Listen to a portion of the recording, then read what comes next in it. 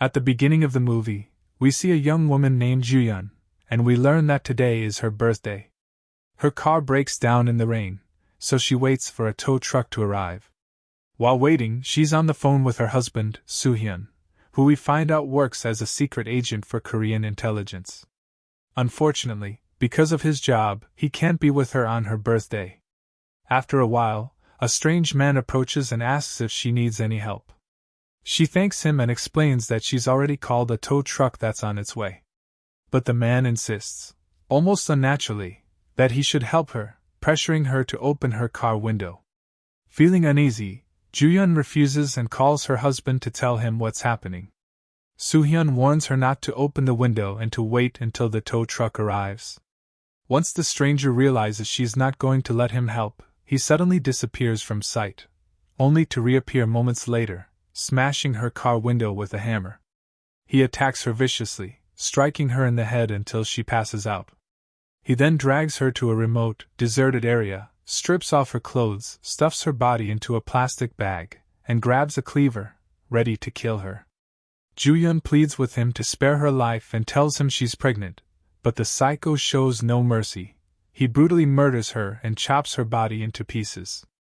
After finishing his horrifying crime, he cleans the entire room, but accidentally drops Juyun's ring down a drain, which later becomes a crucial piece of evidence. The next morning, a little boy playing outside finds a black plastic bag. When he opens it, he discovers Juyun's ear inside. Terrified, he runs to report it to the police. Soon, the crime scene is swarming with officers. We meet Juyun's father, Jun, a former police chief. After an extensive search, the police find Juyun's head floating in the water. Chaos erupts, and everyone rushes to the scene, including her devastated father. At the same time, Soo-hyun arrives and breaks down completely when he sees his wife's severed head. The next scene takes us to Juyun's funeral, where her entire family has gathered. The grief on their faces is unbearable. Soo-hyun then vows to take revenge on his wife's killer, swearing to make him regret the day he was born. He decides not to tell the police about his plan, so no one can stop him, and to avoid being caught in their endless bureaucracy. He takes a 2-week leave from work to carry out his plan carefully. He also steals a GPS tracking capsule from his office and connects it to his phone. We then see him sitting with a soldier, going over 4 files of suspects, all of them serial killers who have committed similar crimes before. Juyun's younger sister walks in and interrupts their discussion. Later that night, Soo-hyun sneaks into the house of the first suspect. He finds the man watching inappropriate videos and suddenly attacks him, strangling him with a wire. He ties him to a chair wearing only his boxers and starts interrogating him, showing him a photo of Juyun's car. The man insists he's innocent and has never seen that car before. When Soo-hyun realizes he's telling the truth, he beats him up anyway, leaves him tied, and walks out. The next day, we see that suspect hospitalized. Then we see Soo-hyun driving when he hits a man on a motorcycle. It turns out to be the second suspect. Soo-hyun drags him out and beats him brutally, only to find out later that he's not the killer either. He leaves him on the ground and walks away. Now, only 2 suspects remain. In the photos on his wall, the third man turns out to be the real murderer. We then see a young woman standing alone on a dark road.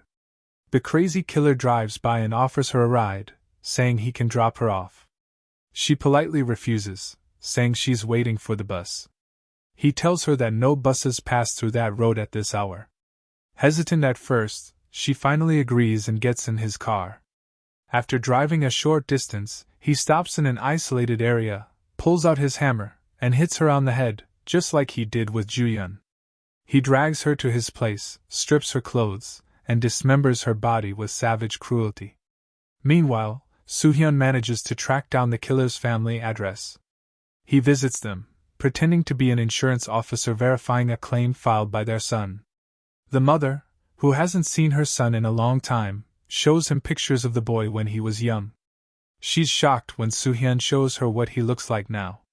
At that moment, the killer's father wakes up, starts cursing angrily, and insults his son for abandoning his family years ago. Soo-hyun then finds the killer's young son playing outside and gets him to tell him where his father lives. He goes straight to the killer's house and breaks in, but the murderer isn't home. As he searches through the place, he finds women's underwear, shoes, jewelry, items belonging to his victims.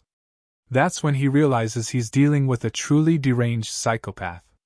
Suddenly, he hears a door creaking from the wind. He looks around and finds the room where the killer murdered his victims. He walks inside and starts searching, and there, he finds his wife's ring. Furious and heartbroken, he finally confirms that this monster is the one who killed Ju-hyun. On the other side of the story, we see the killer working as a school bus driver, his real job. At that moment, 2 police officers arrive at the school asking about him, but he's already left with the bus. The school tries calling his phone, yet the psychopath doesn't answer. That's when we find out he's kidnapped one of the students and taken her with him in the bus.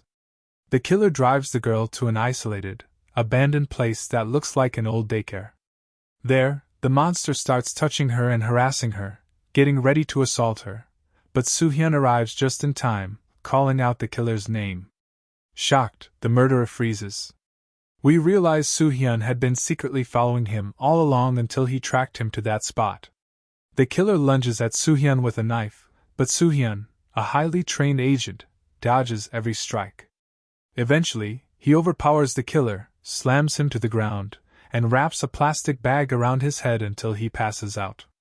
He then picks up a huge rock, about to finish him off, but changes his mind at the last second. Instead, he pulls out the GPS tracking capsule he stole from his office earlier and forces the killer to swallow it. After that, he breaks the killer's arm and leaves him unconscious before walking away. When the killer wakes up, he finds himself in the same place Soo-hyun left him, with an envelope full of cash beside him. He rushes out, but since his arm is broken, he can't drive his car. He flags down a taxi and gets in. There's already another passenger in the back seat. When they reach their destination, the killer stabs both the driver and the passenger to death, dumps their bodies, and walks away. All this time, Soo-hyun is watching every move he makes without interfering. Later, the killer goes to a hospital to treat his wounds. There, he notices the doctor's daughter and becomes instantly attracted to her. After leaving, he starts harassing her in a disgusting way. The frightened girl tries to stay calm after he leaves, heading to the restroom to wash her face, but to her horror, she finds him waiting for her inside. He locks the bathroom door behind them and starts touching her. Meanwhile, Soo-hyun is listening to everything through the GPS capsule's built-in microphone. Before things get worse, he storms into the restroom, rescues the girl, and smashes the killer over the head with a fire extinguisher. The killer tries to fight back, but Soo-hyun is far stronger. He beats him relentlessly until he's completely helpless, then slashes his leg open with a deep cut. The killer writhes in agony, and honestly it feels satisfying to see him suffer. Soo-hyun leans close to his ear and whispers, "You're going to pay for everything you've done. I'll make you live through hell on earth."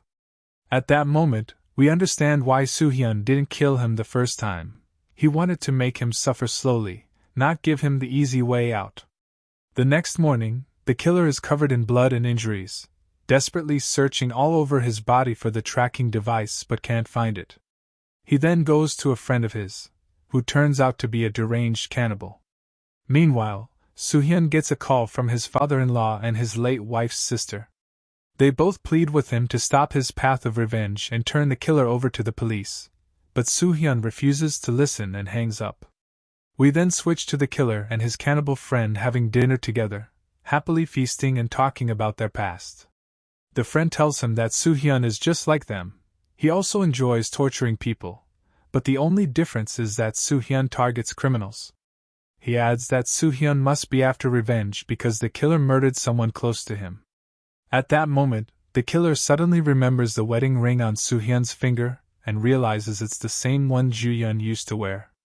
Soo-hyun, still listening through the tracker, locates their hideout and heads straight there. Around the same time, the killer's friend goes to get more human meat from the fridge but finds it empty. He then goes to another room where he's keeping a girl alive. He turns up the music to drown out her screams, grabs a knife, and prepares to cut her up while she's still breathing. But before he can start, the music suddenly stops. Soo-hyun bursts into the room, attacks him, and brutally chops off his arm, just like he did to his friend earlier, then drives the knife deep into his hand, giving him a taste of the pain they've inflicted on their victims. At that moment, the killer storms in holding a shotgun and fires at Soo-hyun, but luckily the bullets miss him. Soo-hyun quickly escapes into another room, where he finds a box of nails and starts preparing a trap for the killer. While he's hiding behind the wall, one of the killer's female partners appears and stabs Soo-hyun in the shoulder. But Soo-hyun quickly regains control, punches her hard, and knocks her out cold. Then, the man who sells human meat attacks Soo-hyun, but Soo-hyun dodges every move like a pro and strikes him on the head with a metal bar, knocking him down. Right then, Soo-hyun hears footsteps on the stairs, so he throws the nails all over the floor. The killer steps right into the trap, screaming in pain as the nails pierce his foot. Soo-hyun seizes the moment, rushes in, and smashes the killer's head over and over with the metal bar until the man collapses on the ground, crying in agony. But still, Soo-hyun leaves him alive. Seriously, Soo-hyun, just finish him already. Later, we see Django sitting with the chief of police. The chief asks if he knows where Soo-hyun is because he suspects that Soo-hyun has found the man who murdered his wife, and is taking revenge in illegal ways. Meanwhile, Soo-hyun is with a friend who's patching up his shoulder wound. Nearby lies the unconscious killer. Soo-hyun and his friend discuss the plan and how he implanted a GPS tracker inside the killer's stomach. But we soon find out that the killer had been awake the whole time, pretending to be unconscious and listening to everything. Once again, Soo-hyun lets the killer go, for the fourth time, just to keep playing the cat-and-mouse game, enjoying every bit of his suffering. Knowing there's a capsule inside him, the killer starts talking to Soo-hyun through the microphone inside the GPS and says, "You're gonna regret not killing me when you had the chance. Oh, and by the way, did you know your wife was pregnant before I killed her? That poor woman begged me not to hurt her or the baby, but it's too late now, she's with her creator." Hearing that, Soo-hyun's blood boils with rage, and he rushes to the killer's location. Meanwhile, the killer breaks into a pharmacy, murders the pharmacist, steals some stomach-cleansing drugs, and actually manages to vomit out the GPS capsule. He then spots a taxi driver, knocks him out cold, and forces the capsule down the driver's throat before stealing his cab and driving away. Soo-hyun tracks the GPS signal, but when he arrives, the killer is already gone. He realizes the bastard managed to get rid of the capsule and has no clue where he is now. Soo-hyun then heads to the hospital where the killer's cannibal friend is hiding. After beating him senseless, he demands to know where the killer went. The man confesses that the killer plans to kill what's left of Soo-hyun's family, then turn himself into the police so his name will be remembered forever. Sure enough, the killer calls the police, saying he'll surrender, but only after finishing his last mission. The police chief calls Soo-hyun, furious, blaming him for letting this maniac run free, saying, "If your father-in-law dies, his blood will be on your hands too." The killer then arrives at Soo-hyun's father-in-law's house, hits him on the head with something heavy, and keeps smashing until his skull breaks completely. Moments later, another girl comes home and finds the killer waiting for her. When Soo-hyun finally arrives, he discovers that the killer has slaughtered his wife's entire family. Then the killer calls the police chief again, demanding to speak with Soo-hyun. He taunts him, saying, "See, Soo-hyun? I told you I'd make you regret it. What do you think of the artwork in front of you? A masterpiece, huh? Now I've beaten you twice, once by taking your wife and unborn child, and again by killing your in-laws. The game's over, smart guy. I'm turning myself in now so you'll never get your revenge. Bye, idiot." Moments later, we see the killer stepping out of his car to surrender to the police. But Soo-hyun ambushes him, kidnaps him right in front of the station, and takes him to a secret location.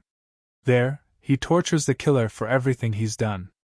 The killer begs him to just kill him, but Soo-hyun coldly says, "I won't kill you until I see fear in your eyes, until I see you cry and beg me to end your misery." The killer laughs mockingly and replies, You're a fool, Soo-hyun, if you think that'll happen. Don't you get it? The game's already over, and I won. I took your wife, your child, and your family right in front of you. You think torturing me will bring them back? Wake up from your delusion.